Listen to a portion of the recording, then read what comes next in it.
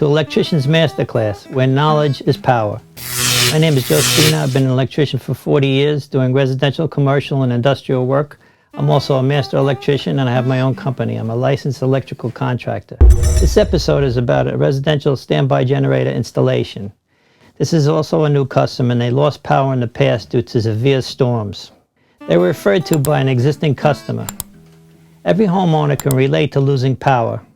Electricity is needed for equipment such as TVs, computers, heating source, medical equipment, refrigerator, and home security system.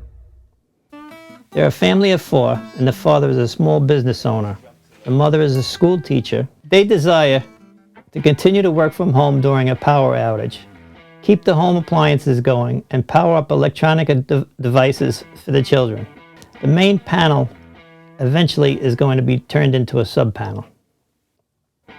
So they had a couple of obstacles in the way when we got there. We had to remove some shrubs in the surrounding areas.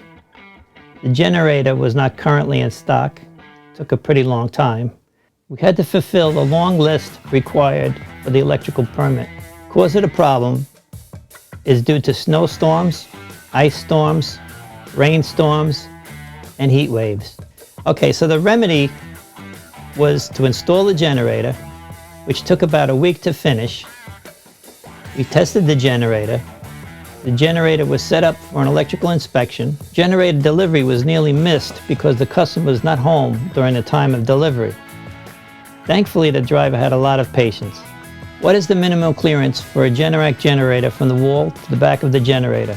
Is it 18 inches, 24 inches, or 36 inches? And the answer is 18 inches.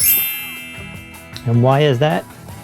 Because you need enough space to get behind the generator to work on it. This also gives the generator air breathing room, and everybody can do this stuff, including the plumber, and that is Generac's requirement. I usually do 2 feet and back to give you enough room to work. Okay, so the tools that I use were the side cutting pliers, which are these, okay, and we use that to cut all my connections and all my wire and stuff like that. And then we have the 11-in-1 screwdriver, which is magnetic, which was sticking to my other tool, which you just heard. So that's the one with the different tips, and that's what we use for most of the connections, as far as screw connections, as far as in the panel ground bars and stuff like that, that had screws. All right. And then we also used our torpedo level because we had to level the ATS switch and get everything just right. Also, to make our connections, we had to use an Allen key set, for inside the ATS, inside the generator, and that's how we made our connections, as far as tightening them down. We also used an impact gun for securing the pipe inside the garage, which was the line going from the ATS to the generator. And we also secured the cabinet, which with lag bolts, we secured the ATS cabinet on the side of the meter pan, and we used this. And we also used a small bandsaw, which I used to cut the pipe, and we also used it to cut some of the existing cable out, the old cable. And it makes it easy for me to cut it into pieces so that the customer could throw it out. One of the charts is a weather-related power outage chart from Generac, and it goes in the order of severity. So the first one was strong storms, then they had snow and ice storms, then they had high winds, then they had hurricanes and tropical storms, and then one was a planned outage, and then the other one was just other.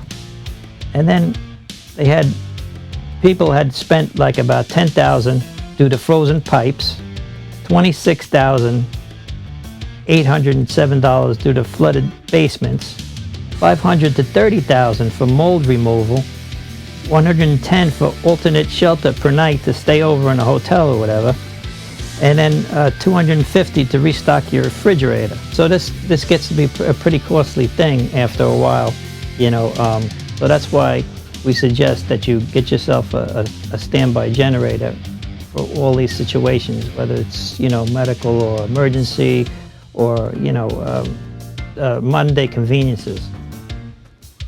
Then I have a picture of the meter location, because what happened was we had to put the ATS on one side of the house and go to the other side of the house because he wanted it on the side of the garage because they didn't want it too noisy for the neighbors. So this generator is a 22 kilowatt generator, and it should be plenty for everything that they want to do.